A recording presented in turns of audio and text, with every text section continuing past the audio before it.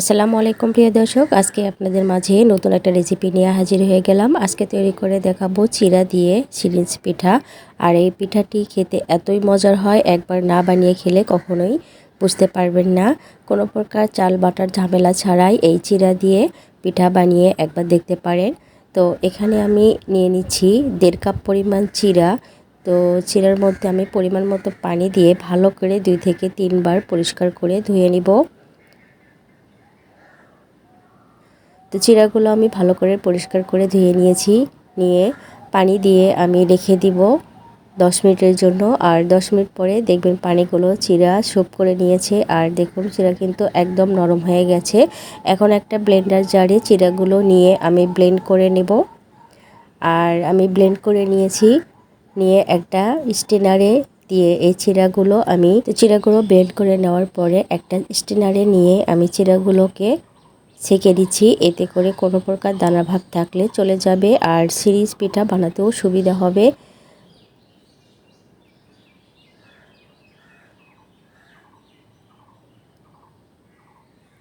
তো সবগুলো চিড়াগুলো আমি এভাবে ছেঁকে নিয়েছি।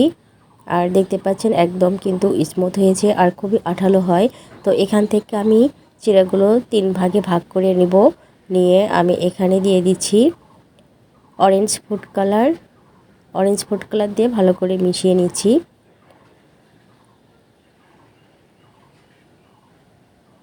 আর আরেক বাটিতে দিয়ে দিচ্ছি রেড ফুড কালার দিয়ে ভালো করে মিশিয়ে নিচ্ছি। আর পিঠাগুলো বানানোর জন্য এখানে আমি সিরিজ নিয়েছি 3টা। তো এখন আমি সিরিজের মধ্যে উঠিয়ে নিচ্ছি। তো প্রথমে আমি রেড কালার নিলাম, তারপরে অরেঞ্জ কালার নিয়েছি, আর তারপরে সাদা কালার নিয়ে সবগুলো আমি ভরিয়ে নিয়েছি। আর পিঠা বানানোর জন্য এখানে একটা প্লেটে তেল ব্রাশ করে নিচ্ছি, এতে করে পিঠাগুলো তুলতে সুবিধা হবে। তো আমি প্রথমে সাদা কালার দিয়ে এভাবে ডিজাইন করে নিচ্ছি। তারপর এর উপরে আমি অরেঞ্জ কালার দিয়ে দিচ্ছি। আপনারা কিন্তু আপনাদের পছন্দ মতো ডিজাইনটা করে নিতে পারেন। আর এভাবে যদি চিড়া দিয়ে বানিয়ে নেন, কোনো প্রকার ভাপ দেওয়ার কিন্তু ঝামেলা নেই।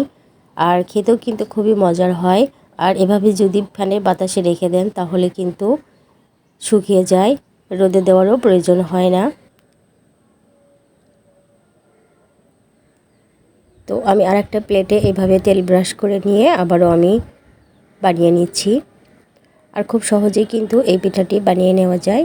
আর পিঠাগুলো একটু বড় সাইজের করবেন, কারণ রোদে দেওয়ার পরে কিন্তু এই পিঠাগুলো অনেকটা ছোট হয়ে আসে। তো সবগুলো পিঠা আমি এভাবে বানিয়ে নিচ্ছি।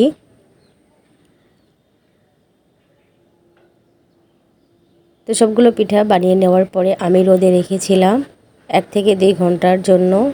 তো আপনারা চাইলে কিন্তু ফ্যানের বাতাসেও রেখে দিতে পারেন। 1 থেকে 2 ঘন্টার মধ্যেই দেখুন খুব সুন্দরভাবে শুকিয়ে গেছে। এখন আমি আপনাদেরকে তেলে ভেজে দেখিয়ে দিচ্ছি। তো একটা কড়াই পরিমাণ মতো তেল দিয়ে তেলটা যখন ভালোভাবে গরম হবে তখন পিঠাগুলো দিয়ে দিতে হবে। দেওয়ার সাথে সাথে দেখবেন পিঠাগুলো একদম ফুলে উঠবে। তো সবগুলো আমি পিঠাগুলো বানিয়ে নিচ্ছি।